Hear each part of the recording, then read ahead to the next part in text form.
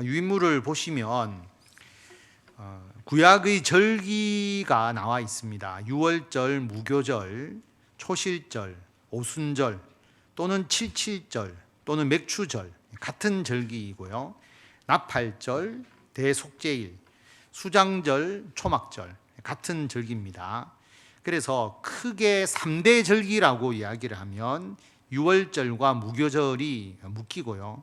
이어지기 때문에 유월절, 그 다음에 오순절, 칠칠절 맥추절이라고도 하고, 그리고 수장절, 초막절이라고도 하는 이게 3대 절기입니다. 3대 절기고 그 절기와 연관되는 초실절, 나팔절, 대속죄일이 있게 되죠. 그래서 우리가 구약에서 성경에 나와 있는 절기, 이 절기가 이렇게 있다. 이걸 여러분이 먼저 이해하시는 게 중요합니다. 그 다음에 이게 언제냐라는 게 중요한데요. 성경에 나와 있는 날짜는 종교력이라고 해서 종교적으로 쓰이는 날짜입니다. 우리가 지금 쓰는 태양력하고 다르고요. 그래서 태양력, 이스라엘의 그 달력을 보면 종교력이 있고 성경에 나와 있는 종교력, 그 다음에 우리가 지금 쓰는 태양력이 있고, 그 다음에 이스라엘의 민간력이라고 해서 민간이 쓰는 또 그 달력이 있습니다. 세 가지 종류가 있기 때문에 우리는 태양력을 쓰지만 성경에 나와 있는 종교력 기준으로 몇월 며칠을 제가 설명하는 거다. 이게 우리나라의 1월하고 다르다. 이것을 여러분들이 기억하시면 될 것 같습니다. 그 다음에 절기의 의미가 있고, 구약의 절기의 원래적 의미, 그런데 이게 예수 그리스도께서 오심으로 어떻게 바뀌어졌는지를 우리가 이해하고, 그러면 우리들의 신앙이 어떻게 적용할 것인가, 이런 순서대로 오늘 말씀을 나누도록 하겠습니다. 먼저 이 전체 절기가 요약되어 있는 것이 레위기 23장, 신명기 16장입니다. 이것은 제가 다 설명하지 않고 여러분들이 나중에 필요하실 때 찾아서 읽어보시면 돼요. 그래서 이것에 근거해서 절기가 이렇게 세워졌구나 라는 것을 알 수가 있고요. 레위기는 출애굽하고 난 이후에 이스라엘 백성들이 시내산에 머물면서 한 1년 정도 머물면서 하나님의 말씀을 집중적으로 교육받은 그 사건이잖아요. 그 기간에 쓰여 하신 하나님의 말씀이거든요. 그래서 출애굽기 19장에 시내산에 도착하고 민수기 10장에서 시내산을 떠납니다. 그 사이에 있는 이 레위기는 시내산에서 하나님의 말씀을 모세가 받아서 이스라엘 백성들에게 가르친 내용, 그렇기 때문에 그때 절기가 어떻게 되어야 된다는 것을 요약을 하셨고, 신명기는 광야 생활 다 끝내고 가나안 땅에 들어가기 직전에 모압 땅에서 모세가 하나님의 말씀을 되풀이해서 한 번 더 가르치는 거거든요. 모세가 가나안 땅에 못 들어가니까, 그래서 되풀이할 신자를 써서 하나님의 명령을 되풀이한다. 그래서 신명기라고 말하잖아요. 그래서 한 번 더 절기에 대해서 설명하는 내용이 나옵니다. 그래서 레위기 23장과 신명기 16장에서 이 절기에 대한 내용이 있다라는 것을 여러분들이 기억하시면 되고요. 첫 번째로 유월절입니다. 우리가 잘 아니까 내용은 간단하게 제가 설명을 하겠습니다. 출애굽할 때 10가지 재앙이 있었잖아요. 마지막 재앙이 장자의 죽음이죠. 그런데 하나님께서 이스라엘 백성들에게 양을 잡아서 양의 피를 문 기둥과 문 설주에 발라라. 그럼 바른 집은 장자의 죽음을 겪지 않고 그 사망이 넘어가는 거죠. 그래서 패스오버, 넘을 유, 넘을 월, 그 재앙이 넘어갔다라고 하는 겁니다. 그 집을 넘어가는 거죠. 그 집을 통과해서 넘어가 버리는 겁니다. 그게 유월절이거든요. 그 사건을 통해서 유월절이 생겼습니다. 어린 양의 피를 문 기둥과 문설주에 바른 집은 10번째 장자의 죽음의 재앙을 피하게 된 것이죠. 그리고 장자가 다 죽으니까 애굽에서 바로 왕을 비롯해서 더 이상 이스라엘 백성들을 우리가 노예로 삼아둘 수 없다. 그거 떠나가라. 그렇게 해서 보내주잖아요. 그게 유월절입니다. 그렇게 해서 유월절이 시작이 된 거죠. 그 사건을 통해서 유월절 절기를 지키도록 하나님께서 명령을 하신 거고, 무교절은 출애굽할 때, 자, 오늘 밤 이제 떡과 이제 빵이죠. 빵을 먹고 그 다음에 내일 아침에 바로 출발하는 거예요. 짐도 싸야 되고, 이스라엘 백성들은 이 장자의 죽음 이후에 애굽을 떠날 것을 준비를 하잖아요. 그런데 누룩을 넣어서 빵을 부풀려서 먹을 시간이 없는 거죠. 누룩 없는 떡을 만들어 먹도록, 누룩 없는 빵을 먹도록 그렇게 하신 겁니다. 그래서 무교절이 이제 시작이 되었는데, 이 절기는 어떤 의미를 가르쳐 주기 위해서 절기를 만들잖아요. 여러분, 생신을 왜 만듭니까? 태어나서 우리가 이때까지 살아간 것, 태어난 것에 대해서 감사하는 것, 또 우리가 다시 생일을 맞이해서 살아가는 것을 우리가 기억하기 위해서 생일을 우리가 축하해 주는 것이고, 결혼한 것을 기념하고 이 결혼의 중요성, 또 이것을 깨닫게 하기 위해서 결혼 기념일을 정하는 거고, 그 다음에 우리가 뭐 제헌절이라든지 또는 개천절이라든지 뭐 한글날이라든지 절기를 정해서 뭔가 기억시키고자 하는 거잖아요. 그러니까 하나님께서 이 유월절 사건, 어린 양의 피를 발라서 장자의 죽음이 피해졌다. 그래서 애굽의 노예에서 해방되었다. 그때 우리가 누룩 없는 빵을 먹었다. 이걸 기억시키는 겁니다, 이스라엘 백성들에게. 그래서 오늘이 유월절이다라고 하면 자녀들이 묻겠죠. 유월절이 뭡니까? 그러면 부모가 그 유월절에 대해서 설명을 해주는 거죠. 절기라는 것은 후대에서 계속 그걸 기억하기 위한 겁니다. 한글날이 공휴일이냐 아니냐에 따라서 우리 후손들이 기억하는 게 달라지잖아요. 한글날 공휴일이 되면 오늘 한글날이라서 한글에 대해서 한 번 더 생각하지만, 그 공휴일이 아닌 절기는 그냥 지나가 버리는 경우가 많잖아요. 그래서 하나님께서 이 유월절을 절기로서 지정함으로써 출애굽할 때 양의 피로 너희들이 죽음을 벗어났다, 죽음의 재앙을 입지 않았다라는 것을 대대손손 알려주기 위한 것, 그리고 누룩 없는 빵을 먹었다는 것을 알려주기 위해서 유월절 무교절을 절기로 삼으신 겁니다. 유월절은 1월 14일이고요. 이어서 7일 동안 무교절을 지킵니다. 그래서 지금 이스라엘 백성들도, 이스라엘 사람들도 이 무교절이 되면 집안 대청소를 하거든요. 대청소를 해가지고 그 대청소를 통해서 집안에 혹시 누룩이 조금이라도 있지 않도록 깨끗하게 집안 정리를 합니다. 그래서 절기적으로 보면 이게 봄이 되면서 대청소하는 거 비슷하다고 생각하시면 됩니다. 그 정도의 의미라고 생각하시면 될 정도로 이 절기를 통해서 누룩이 없어야 된다는 것, 요 기간 동안에 이것을 이제 일깨워 주는 의미가 있는 것이죠. 그런데 이게 구약의 절기고 예수님께서 이 땅에 오심으로 이 절기가 어떻게 변화가 되었느냐라고 하는 거죠. 그래서 유월절 어린 양으로서 예수님께서 십자가에서 죽으시고 사망을 이기셨다. 이것을 유월절의 의미로 이제 의미가 바뀌어지게 된 겁니다. 그래서 보면 우리가 뒤편을 보시면 3번 성경 구절을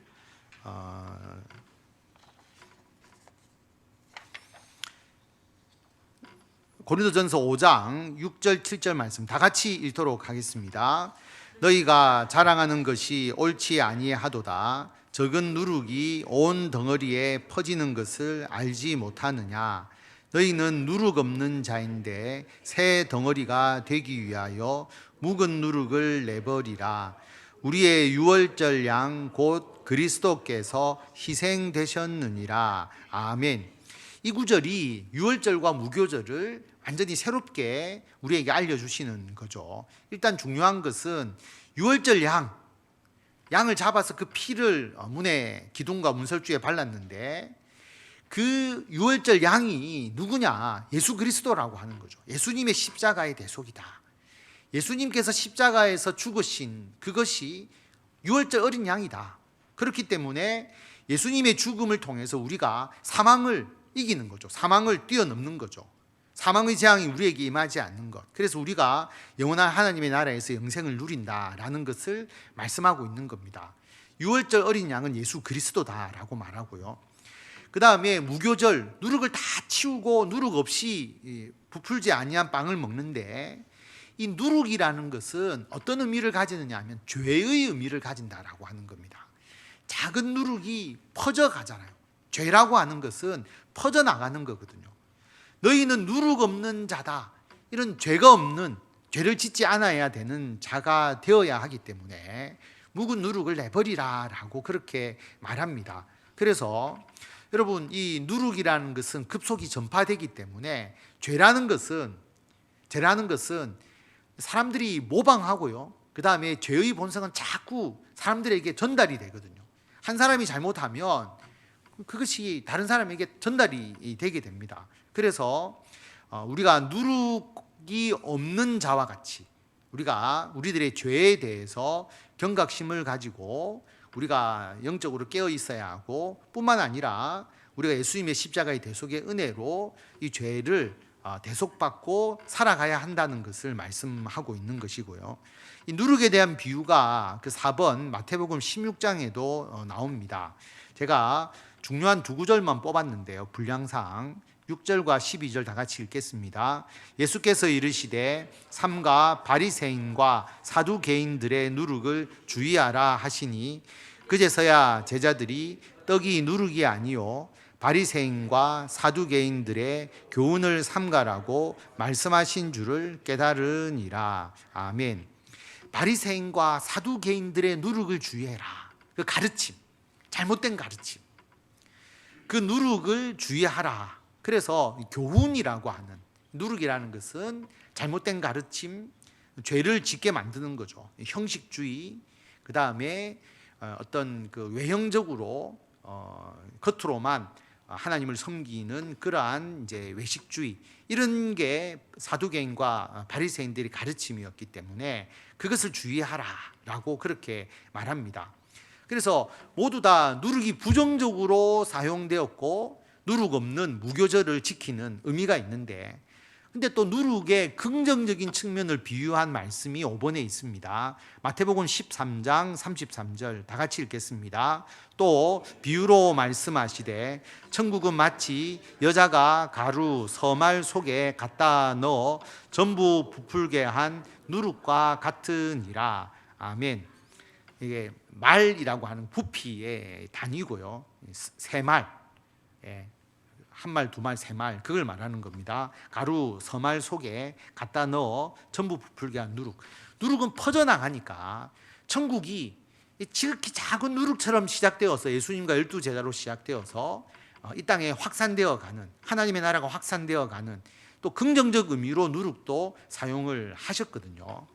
그래서 이 누룩이라는 것을 기억하게 하는 무교절, 그래서 우리가 지금 무교절을 지키지 않지 않습니까? 누룩에 아무 관심이 없죠. 그래서 우리는, 그런데 우리가 유월절이라고 하는 것을 통해서 예수님의 십자가의 대속, 우리가 고난주간, 그리고 우리가 부활절을 보내면서 우리 예수님의 십자가의 대속을 늘 묵상하잖아요. 그리고 우리가 매주 예배 때마다 십자가의 대속을 우리가 생각하지 않습니까? 그게 유월절을 지키는 것과 같은 거죠. 유월절 어린 양이 예수님이니까. 그 다음에 무교절이라는 것은 누룩을 기억해야 되는 겁니다. 누룩. 그런데 물리적인 누룩을 치우는 게 중요한 게 아니라, 누룩이라는 게 죄다. 우리가 영적으로 깨어있지 않으면 작은 죄가 자꾸 커지거든요.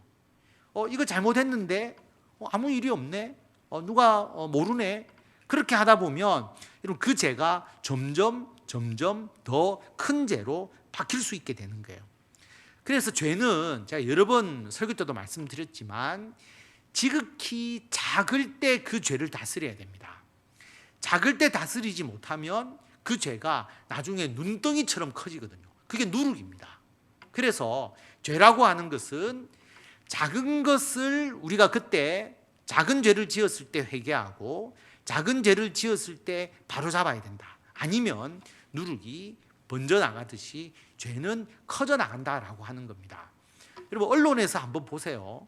언론에서 보면 최근에 가수 김호중 씨도 그런 이제 정확한 팩트는 알 수가 없죠. 본인만이 아는 건데, 여러분 그것을 뭐 어떤 팩트인가가 중요한 것이 아니라 어떻게 보면 지극히 작은 데서 출발을 한 거거든요. 작은 것을 그냥 괜찮겠지 한 거예요. 괜찮겠지 했는데 그게 교통사고가 나고 그러면서 그게 불거진 거예요. 교통사고가 안 났으면 뭐 아무 이상이 없네 이렇게 됐을 거예요. 그러니까 그게 중요한 게 아니라 여러분 죄라고 하는 것은 지극히 작은 부분에서 이게 나중에 커질 수 있다 생각하고 그 죄에 대해서 우리가 회개하는 것이 필요하다. 이것을 우리에게 일깨워 주는 거거든요. 그리고 깨어있는 신앙, 우리가 영적으로 깨어있지 않으면 이 누룩을 분별할 수가 없거든요. 그래서 깨어있는 신앙과 죄에 대한 회개, 그리고 죄는 퍼져나가지만 천국이 확산되는 것처럼 여러분 이 땅에도 하나님의 역사에 의해서 지극히 작은 누룩과 같은 그 복음이 전 세계로 확장되어 가고 있다. 그럼 기독교가 침체되어 가는 게 아니고요. 기독교가 더욱더 세상의 땅끝까지 주의 복음이 전파되어 가고 있는 겁니다. 그것을 볼 수 있는 깨어있는 신앙이 필요하다. 그래서 유월절과 무교절을 지금 우리들에게 적용해서 그러면 나는 어떤 신앙을 가져야 하는지를 여러분들이 한번 깊이 있게 생각해 보시기를 바랍니다. 우리가 예수님의 십자가의 대속, 이것은 항상 우리가 기억해야 되거든요. 이걸 기억하지 않으면 우리 신앙은 교만하게 됩니다. 나는 죄가 없다고 생각을 하게 되는 거죠. 그게 아니고 우리는 예수님의 십자가의 대속, 그리고 우리들의 죄에 대해서 지극히 작은 죄가 있을 때 이걸 빨리 깨달아서 회개하고 바로잡아 나가는 것이 필요하다. 이것을 묻어두게 되면 그 죄가 누룩과 같이 어느 순간에 계속 퍼져나가서 나중에는 걷잡을 수 없이 되어버리는 부분들이 굉장히 많습니다. 이런 부분들을 우리들의 신앙에 적용하는 것이 필요하다라고 하는 것입니다. 그 다음에 초실절이 있어요. 처음 이제 결실하는 무교절이 1월 15일부터 21일인데 그 무교절 기간 중에 첫 안식일이 있게 됩니다. 그 안식일이 초실절인데요. 초실절은 보리를 처음 수확한다고 해서 초실절이라고 이야기를 합니다. 이 초실절의 의미가 뭐냐 하면 첫 수확의 의미인데 지금은 첫 수확의 의미가 별로 큰 의미가 없잖아요. 그래서 예수님께서 이 땅에 오시고 난 이후에 이 초실절의 의미에서 첫 열매를 하나님께 드린다. 이게 예수님의 부활을 의미하는 절기로서 바뀌어지게 되는 겁니다. 6번 뒤편에 6번을 한번 보시면 고린도전서 15장 20절 다 같이 읽겠습니다. 그러나 이제 그리스도께서 죽은 자 가운데서 다시 살아나사 잠자는 자들의 첫 열매가 되셨도다. 부활의 첫 열매로서 예수 그리스도. 그래서 이 초실절의 의미가 보리를 처음 수확한 것을 감사하는 절기에서 이제는 부활의 첫 열매가 되신 예수 그리스도를 기억하는 것, 예수님의 부활을 기억하는 것으로 바뀌어지게 되는 겁니다. 여러분, 우리가 이 부활의 소망을 마음에 가지지 않으면 항상 불안하고 걱정하고 이게 없으면 인생이 허망하게 됩니다. 인생이 한평생 살다가 굉장히 긴 줄 알았는데 막상 살아보니까 여러분 그냥 손살같이 지나가잖아요. 벌써 내가 인생이 이렇게 되었어, 이런 생각이 들더라고요.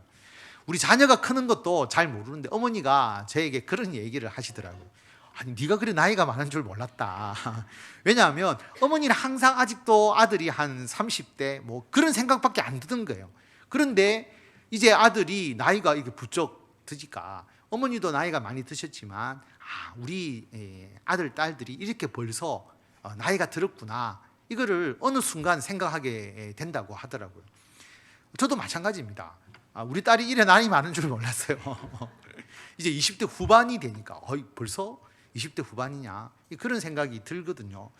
참 인생이 빠르다라는 것을 느끼게 되는데, 부활에 대한 소망이 없이, 하나님의 나라에 대한 소망이 없이 살아가면 나중에 되면 더 인생이 참 무상하고 덧없이 보이고 헛되게 보이는데, 우리가 항상 부활에 대한 소망을 가지고 살아가는 것이 필요하다. 그래서 예수님께서 첫 열매가 되어 주셨으니까 예수님이 첫 열매가 되시면 그 다음 지속적으로 수확이 되는 거잖아. 지속적인 열매가 있다는 것은 분명한 것이거든요. 그래서 부활의 첫 열매 되신 예수님, 이것을 우리가 기억하는 절기가 중요하다라고 하는 겁니다. 그 다음이 오순절, 칠칠절, 맥추절입니다. 초실절을 지키고 난 이후에 초실절로 계산해서 50일, 그러니까 7 안식일이라고 이야기를 합니다. 안식일이 7일마다 오니까 그래서 77절입니다. 안식일 7일을 7번 지나가라고 하는 거죠. 그러면 77, 이 어려운 수학은 우리 유재춘 권사님 말고는 아무도 못 풀 건데 77, 49, 그죠? 49.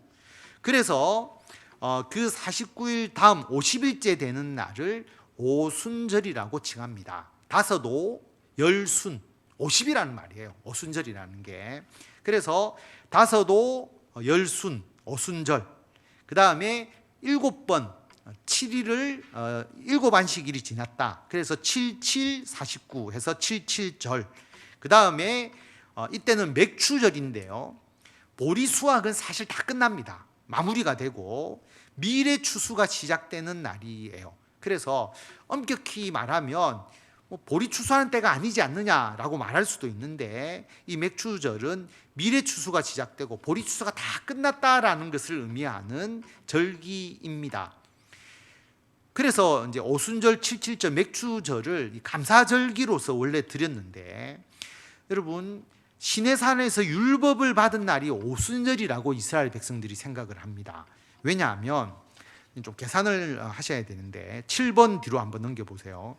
7번을 넘겨보면 출애굽기 19장 1절 우리 다 같이 읽겠습니다. 이스라엘 자손이 애굽 땅을 떠난 지 3개월이 되던 날 그들이 시내 광야에 이르니라. 아멘. 애굽 땅을 떠난 지 3개월째 시내 산에 그들이 도착을 합니다. 그런데 우리는 1개월, 2개월, 3개월 또는 하루 이틀 3일이라고 이야기를 하면 만으로 계산을 많이 하거든요. 3개월이라는 것을 만 3년으로 생각을 하잖아요. 예수님께서 3일 만에 십자가에 돌아가시고 3일 만에 부활하셨다라고 하면 우리는 만으로 생각하잖아요. 근데 이스라엘 백성들은 만으로 생각하지 않습니다. 금요일 저녁에 돌아가셨잖아요. 토요일 날 무덤에 계시고 그리고 주일 날 새벽에 부활하셨잖아요. 그게 무슨 3일이냐? 만으로 보면 뭐 하루 반 정도밖에 안 되는데, 그런데 그들의 기준에 의하면 금요일, 토요일, 주일, 안식 후 첫날까지 딱 3일이 되는 거예요. 그래서 3일 만에 부활했다라고 말합니다. 그래서 이 3개월도 만으로가 아니고 다시 앞쪽으로 돌아보시면 이스라엘 백성들이 출애굽할 때가 1월 14일 이제 유월절 절기를 지키는 날이잖아요. 1월 14일 6월절 밤을 보내고 1월 15일 날 나왔습니다. 그럼 15일이 남았잖아요. 그 다음에 한 달이 지나면 30일, 45일. 그 다음에 한 5일 정도 지나면 50일이 되잖아요. 그래서 이 3개월 만에 도착했다라고 하는 의미가 만 3개월이 아니고 보면 이스라엘 백성들이 출애굽해서 시내산에서 도착해서 그들이 율법을 받았을 때가 절기적으로 보면 50일이 되는 거죠. 3개월이라는 게 50일이 되는 겁니다. 그래서 나중에 이스라엘 백성들은 이 보리 추수 마치고 밀 추수를 시작하는 의미에서의 오순절이 아니고 시내산에서 율법을 우리가 받은 날로 이 오순절을 지키게 됩니다. 그게 이 오순절의 의미가 더 강조가 되거든요. 근데 여러분 놀랍지 않습니까? 자, 예수님께서 십자가에서 돌아가시던 절기가 실제로 어떤 절기였느냐 하면 유월절이잖아요. 예수님께서 제자들과 함께 식사하시는 그 식사가 유월절 만찬이거든요. 유월절 절기를 구약의 절기를 보낼 때 식사하시고 그 다음에 양 잡고 그렇게 해서 유월절 식사를 하시고 그 다음에 예수님께서 유월절 기간에 십자가에 못 박혀 돌아가셨습니다. 그런데 놀랍게 예수님은 유월절 어린 양이다라고 이야기할 수 있게 되는 거죠. 그리고 자, 14일 지나고 난 뒤에 예수님께서 3일 만에 부활하시잖아요. 3일 만에 부활하시고 40일 동안 이 땅에 계셨거든요. 40일 동안 계시고요.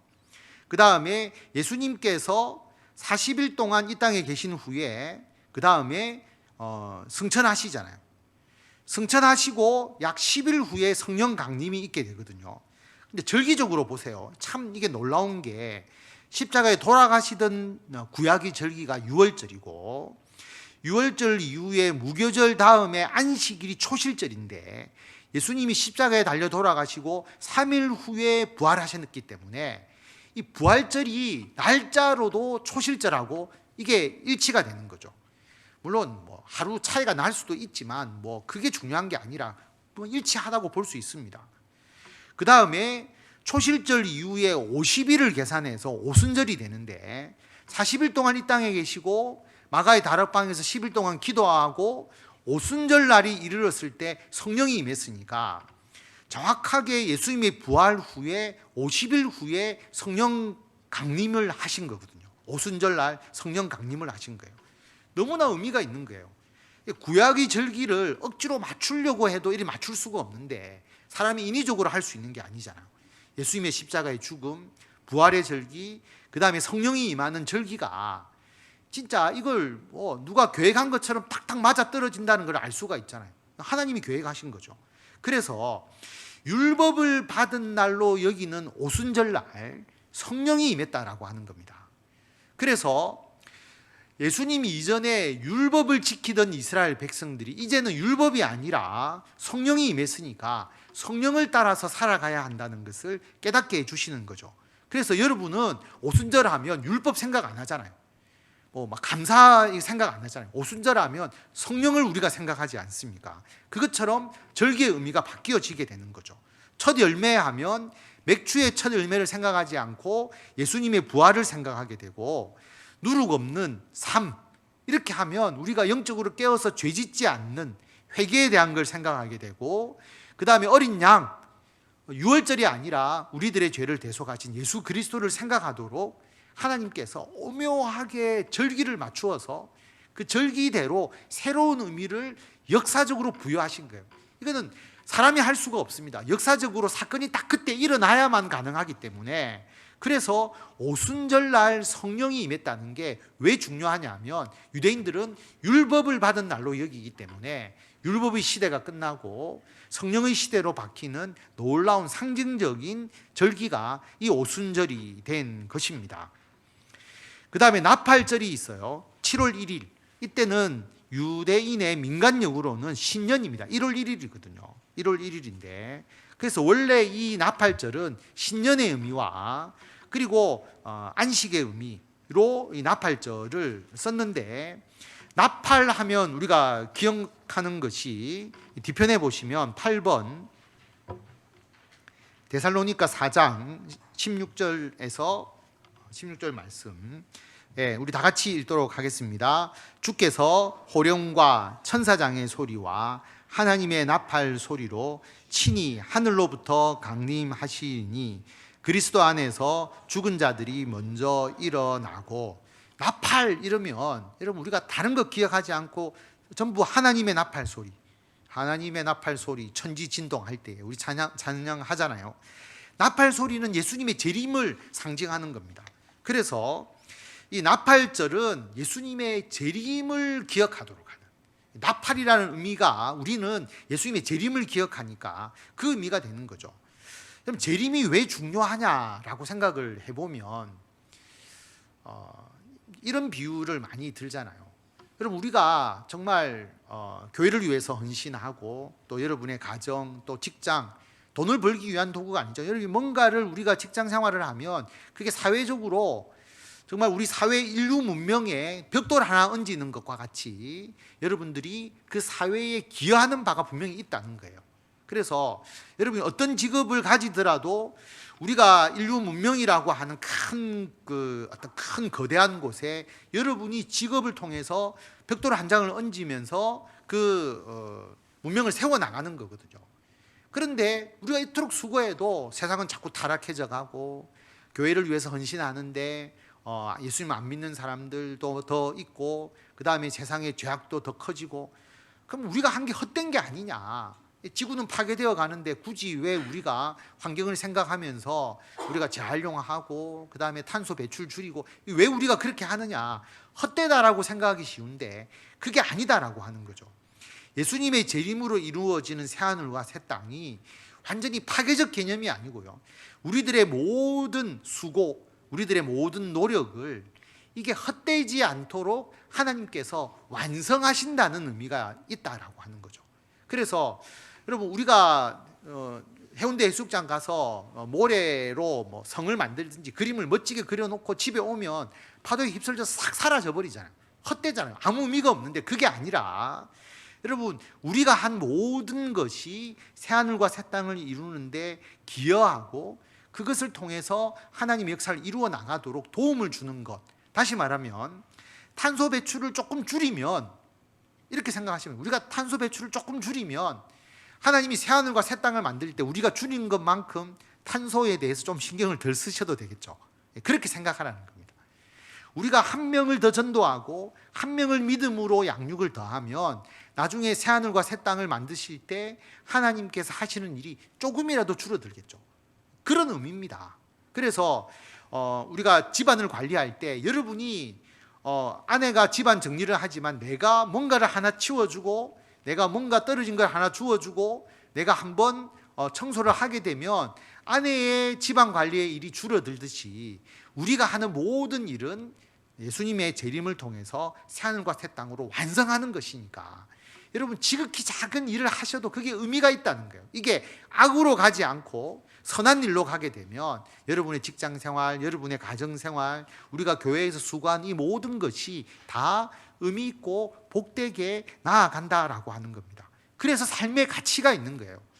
헛되다가 아니라 우리가 한 게 모두가 의미가 있다라고 하는 겁니다. 그래서 나팔이라고 생각하면 예수님의 재림을 여러분들이 생각하시면 됩니다. 그 다음에 대속죄일 7월 10일인데 이날은 대제사장이 지성소로 1년에 딱 하루 한 번 이때 들어가서 속죄하는 날이 대속죄일이거든요. 그런데 이 대속죄일의 의미가 바뀌어지게 되는 거죠. 9번으로 넘어가서 보면 9번 히브리서 9장 7절, 이것도 중요한 구절만 제가 발췌를 했습니다. 다 같이 읽겠습니다. 오직 둘째 장막은 대제사장이 홀로 1년에 한 번 들어가되 자기와 백성의 허물을 위하여 드리는 피 없이는 아니하나니 그리스도께서는 장래 좋은 일에 대제사장으로 오사 손으로 짓지 아니한 것 곧 이 창조에 속하지 아니한 더 크고 온전한 장막으로 말미암아 염소와 송아지의 피로 하지 아니하고 오직 자기의 피로 영원한 속죄를 이루사 단번에 성소에 들어가셨느니라. 아멘. 이 둘째 장막이라는 것은 성소가 있고 그 다음에 더 안쪽 지성소, 지극히 거룩한 곳, 지성소를 말하는 거거든요. 대제사장이 1년에 한 번 들어갔습니다. 제물의 피를 가지고 자기를 위해서 속죄하고 또 백성을 위해서 속죄하기 위해서 들어갔거든요. 그런데 그 대제사장이 누구냐? 예수님이다라고 말합니다. 그런데 예수님은 손으로 만든 지어진 성소가 아니라 하늘 성소, 하나님의 나라 그 거룩한 그 성소에 예수님께서 들어가셨는데 염소와 송아지 피가 아니라 자기의 피로, 자기의 십자가의 대속으로 영원한 속죄를 이루셔서 우리를 위해서 하늘 성소로 들어가신 분이다, 이렇게 말하는 거예요.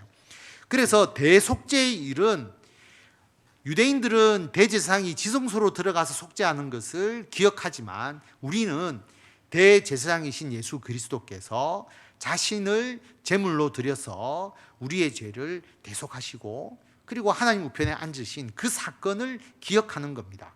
그래서 유월절과 부활절 그리고 예수님의 승천을 우리가 기념하면서 주님께서 우리들의 모든 죄를 대속하시고 그리고 이 땅을 다스리심을 기억하는 절기로서 우리가 생각하는 것이죠. 그 다음에 수장절, 초막절 7월 15일에서 21일까지 일주일 동안 지킵니다. 이 절기는 포도를 수확하고 저장한다. 거둘 숫자, 저장할 장, 거두어서 저장한다. 수장절이라고 이야기를 하고요. 그리고 이 절기는 초막절이라고도 불리는데 광야에서 초막 생활을 한 것을 기념하는 절기로서 지키게 되는데, 그럼 우리는 어떤 의미냐? 광야에서의 초막, 우리가 살아가는 삶이 광야잖아요. 제가 광야를 굉장히 좋아하는데 이 광야와 같은 삶, 그렇죠? 진짜 메마르고 황량하고 그 광야와 같은 삶.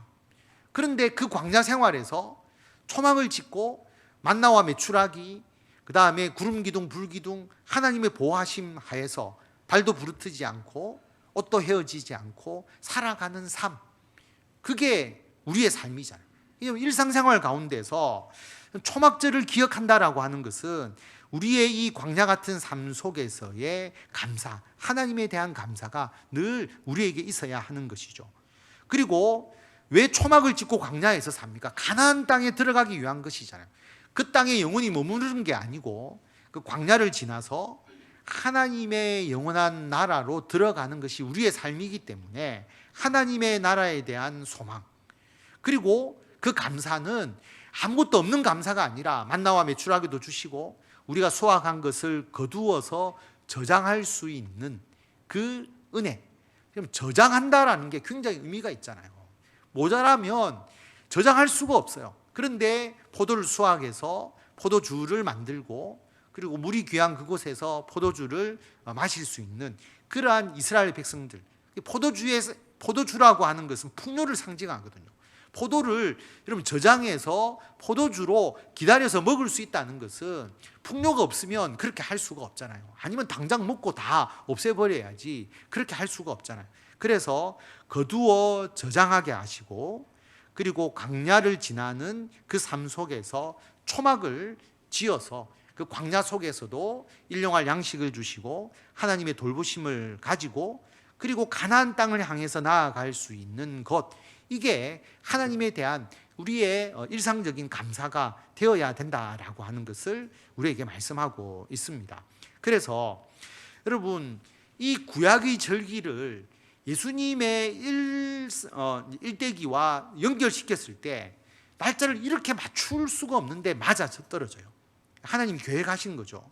그리고 이 구약의 의미를 정확하게 다시 예수님을 통해서 새롭게 해주시는데 그게 우리들의 지금 신앙하고 완벽하게 맞아 떨어지는 거죠. 그래서 아직도 구약을 지켜야 된다, 이렇게 해서 구원을 받아야 된다고 이야기하는 그러한 것은 잘못된 겁니다. 구약을 많이 강조하는 게 안식교 많이 강조하고, 그 다음에 안식교에서 분파된 이단이 장길자 하나님의 교회, 거기도 안식교 계열에서 나온 것에다가 어머니 하나님을 덧붙인 이단이기 때문에 사입이죠. 그런 데서 한 번씩 우리 기독교인을 향해서 왜 너희들 유월절 안 지키느냐 뭐 계속 구약 이야기 많이 하거든요. 모두 다 성경을 잘 모를 뿐만 아니라 자기들이 뭔가 특별하다는 걸 강조하기 위해서 억지로 끼워 맞춘 거지 하나도 성경하고 맞지 않습니다. 그래서 여러분들이 이 내용을 정리를 하시면 구약에서의 의미가 정말 하나님의 놀라운 계획에 의해서 예수 그리스도로 다 변화가 되었다. 그리고 그 의미를 나의 신앙, 내가 살아가는 이 신앙 속에서 여러분이 지킬 필요가 있다라고 하는 겁니다. 예수님의 십자가의 대속의 은혜, 우리가 늘 간직하고요. 그리고 여러분이 하는 수고가 하나도 헛되지 않다라고 하는 겁니다. 여러분이 가정을 위해서 한평생 수고를 하고 자녀를 키우고 또 이제 좀 편해지려고 하는데 또 손자 손녀 키우고 그런 삶, 내가 이렇게 수고하는 게 무슨 의미가 있느냐? 이런 의미가 있어요. 우리가 콩나물에 물을 부으면 물이 다 빠져나가는데 콩나물은 자라나는 것처럼 여러분이 수고한 그 모든 일이 하나님의 나라의 일에 굉장히 도움이 되는 거죠. 우리 교회가 교회로서 성장하는데 여러분의 지극히 작은 수고가 교회의 기틀을 만들고 교회가 복음을 전하도록 역사하는 것이고요. 여러분의 가정에서의 일들, 또 직장과 사업의 일들이 하나도 헛되지 않고 모두가 하나님의 나라를 위해서 귀하게 사용되는 것입니다. 그렇기 때문에 여러분 거기에 대한 의미를 가지시고요. 최종적 완성은 예수님의 재림을 통해서 예수님께서 하신다. 그리고 그 땅 가운데서 여러분이 겪는 여러 가지 삶의 어려움이 있을 수 있어요. 광야에서의 삶. 그러나 광야에서 초막을 주시고 그리고 구름 기둥, 불 기둥 주님께서 보호해 주시고 또 만나와 메추라기로 때에 따라서 먹여 주시면서 궁극적으로 우리가 가야 할 하나님의 나라, 영원한 하나님의 나라, 그 부활과 영생의 소망을 우리들에게 주신다라고 하는 것을 기억하시고 오늘 그 나의 신앙 부분은 여러분이 서서 한번 채워 놓으시면 좋을 것 같습니다. 그래서 여러분께서 이러한 은혜를 받아 누리기를 바라는데요. 뒤편 보시면 10번과 11번 장막에 대한 내용이 나옵니다. 초막절을 생각하면서 우리가 요거 읽고 마치도록 하겠습니다. 고린도후서 5장 다 같이 읽겠습니다. 만일 땅에 있는 우리의 장막집이 무너지면 하나님께서 지으신 집 곧 손으로 지은 것이 아니요 하늘에 있는 영원한 집이 우리에게 있는 줄 아느니라. 아멘. 이 땅의 초막이 우리들의 최종 목적지가 아니죠. 하나님께서 지으신 집이 우리에게 있다. 요한계시록 7장 15절 다 같이 읽겠습니다. 그러므로 그들이 하나님의 보좌 앞에 있고 또 그의 성전에서 밤낮 하나님을 섬기매 보좌에 앉으신 이가 그들 위에 장막을 치시리니 그들이 다시는 줄이지도 아니하며 목마르지도 아니하며 해나 아무 뜨거운 기운에 상하지도 아니하리니 이는 보좌 가운데 계신 어린 양이 그들의 목자가 되사 생명수 샘으로 인도하시고 하나님께서 그들의 눈에서 모든 눈물을 씻어 주실 것임이라. 아멘. 하나님의 장막이 하늘에서 우리에게 주어질 때 이러한 은혜가 우리들에게 있다라고 그렇게 계시록에서 말씀하고 있습니다. 오늘 말씀을 생각하시면서 나의 신앙이 어떻게 되어야 되느냐, 그리고 내가 지금 살아가는 이 신앙생활, 우리들의 삶이 얼마만큼 의미가 있는 것이냐.